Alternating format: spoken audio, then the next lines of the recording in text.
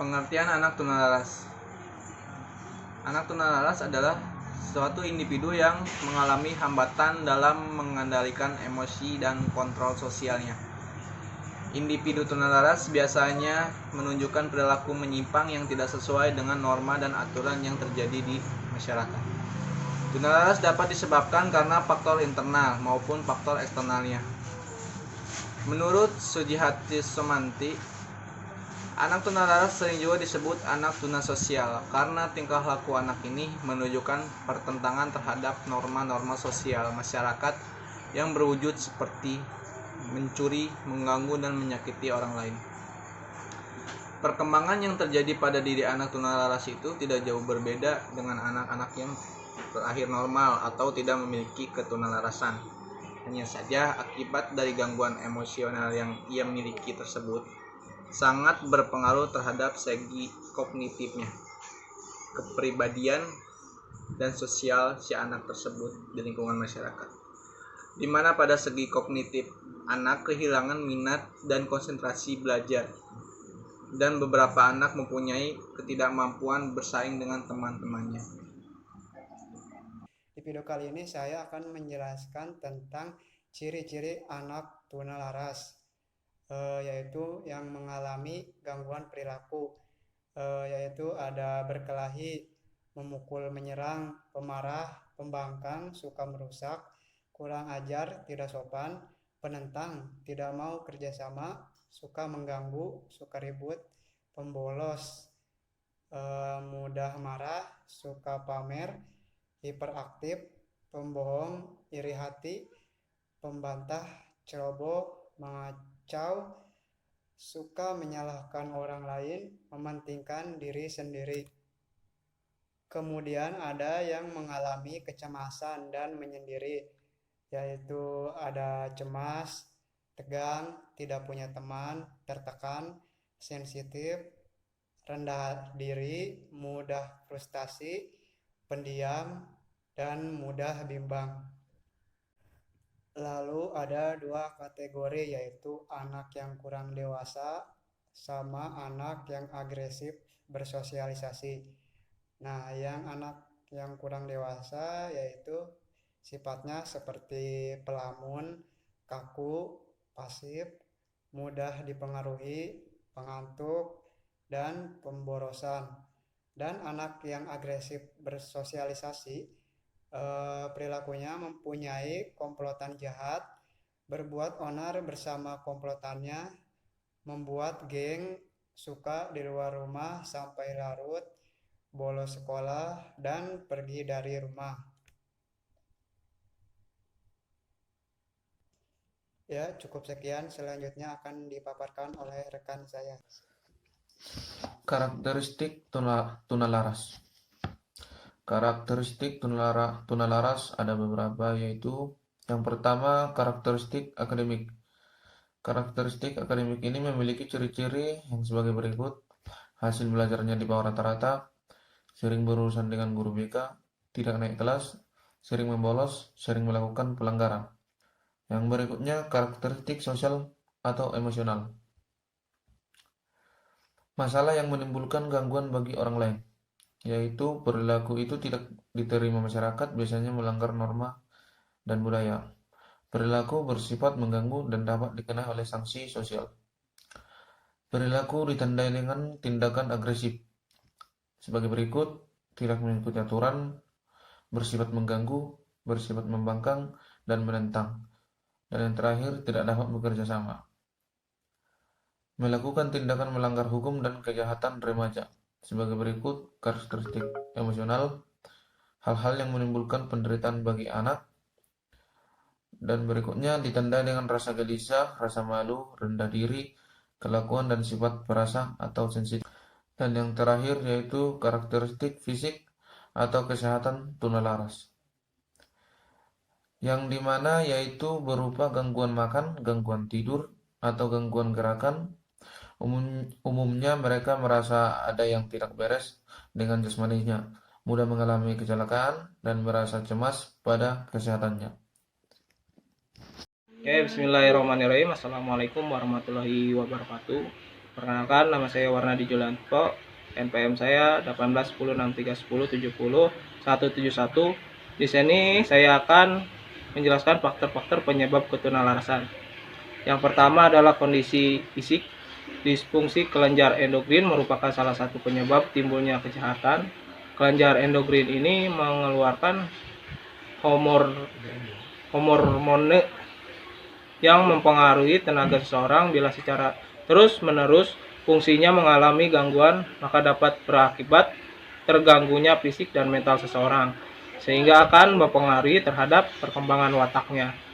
Yang kedua adalah masalah perkembangan. Di dalam janin, setiap fase perkembangan individu sulit untuk menghindar dari berbagai konflik emosi atau terutama terjadi pada masa kanak-kanak dan masa pubertas.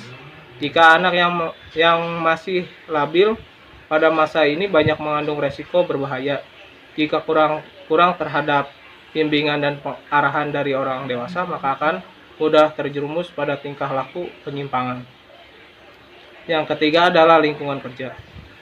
Keluarga peletak dasar prasarana aman atau emotional security.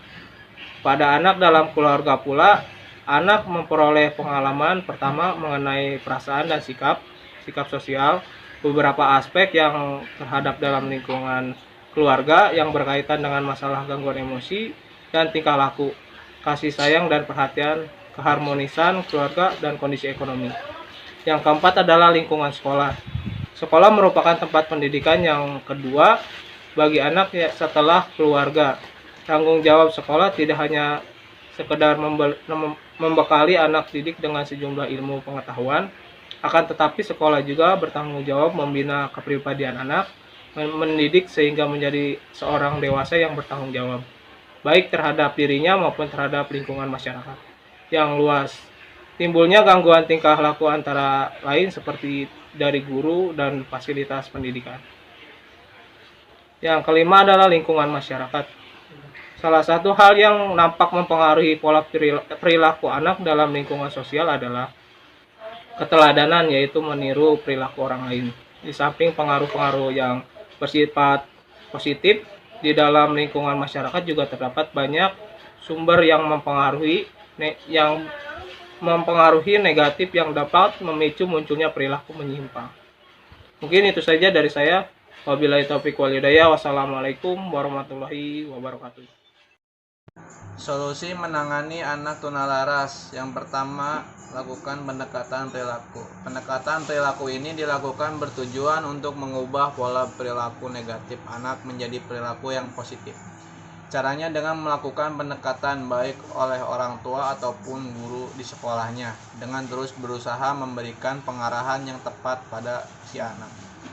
Pendekatan perilaku ini juga bisa diterapkan pada cara mengatasi anak yang nakal. Lalu ada pendekatan secara pendidikan. Sekolah juga bisa menjadi lingkungan terapis pada anak agar bisa mendapatkan prestasi akademik seperti anak lainnya. Untuk itu, penting sekali untuk menetapkan anak pada sekolah yang tepat. Sekolah yang mampu memberikan suasana yang nyaman dan tenang sehingga bisa membantu anak untuk berkonsentrasi dalam pembelajaran. Lalu ada pendekatan biomedis. Pendekatan biomedis sebagai cara mengetahui anak tunalaras ini juga melibatkan penggunaan obat untuk anak. Pemberian obat ini berkaitan dengan penyebab gangguan emosional pada si anak, yakni cedera neurologis dan ketidaknormalan neurologis. Lalu ada pendekatan psikodinamik. Pendekatan dengan cara ini dilakukan oleh psikolog, konselor, atau psikiater dengan memahami dan memecahkan kesulitan yang menjadi penghambat dalam proses pendekatan ini. Pendekatan ini juga berfokus pada upaya merubah sikap anak agar tidak lagi menyimpang dalam tindakan. Ini juga dibutuhkan peran seorang ibu dan psikolog anak usia dini yang mengalami tunalaras. Lalu ada pendekatan ekologi. Pendekatan ini membutuhkan dukungan dari keluarga, teman, dan orang terdekat untuk membantu anak agar bisa merubah perilaku menjadi lebih baik. Di sini anak juga harus paham tentang permasalahan atau gangguan yang dialaminya. Lalu ada bantuan anak berperilaku positif. Bantulah anak ini Seperti contohnya bagaimana berperilaku yang baik dalam kehidupan sehari-hari pada anak tersebut. Tentu saja dengan cara menjadi ibu teladan bagi anak ataupun ya orang tua yang sangat memberikan contoh yang baik. Tunjukkan perhatian dan kasih sayang kepada seorang anak, karena umumnya anak berperilaku negatif karena kurang merasa diperhatikan. Ini juga merupakan tindakan tepat yang bisa dilakukan sebagai cara menghadapi anak beranjak remaja yang rentan dengan kenakalan. Lalu adalah berikan pengarahan yang jelas. Maksud dari ini, cara mengatasi anak tunalaras ini, berikanlah sebuah pengarahan yang jelas. Pastikan anak memahami dan tahu dengan pasti apa yang harus ia lakukan dalam menghadapi atau memecahkan suatu masalah dengan memikirkan solusi yang tepat. Cara mengatasi anak keras kepala bisa juga dengan tindakan seperti memberi pengarahan yang masuk akal dan bisa diterima oleh si anak tersebut. Poin terakhir atau yang paling penting adalah hindari penyebab anak tunalaras. Hal ini sangat penting dalam mengatasi anak tunalaras tersebut. Hal ini dengan menganalisis perilaku negatif seorang anak, sehingga dengan ini kita bisa melakukan pencegahan dan penanganan yang tepat pada anak tunalaras. Begitu juga dengan cara mengatasi anak remaja yang susah diatur, harus lebih bisa memahami faktor penyebabnya. Jadi kita harus tahu si anak penyebab dia marah atau melakukan hal-hal yang menyimpang itu apa, dan ketika kita sudah tahu maka kita harus menghindari hal tersebut terjadi.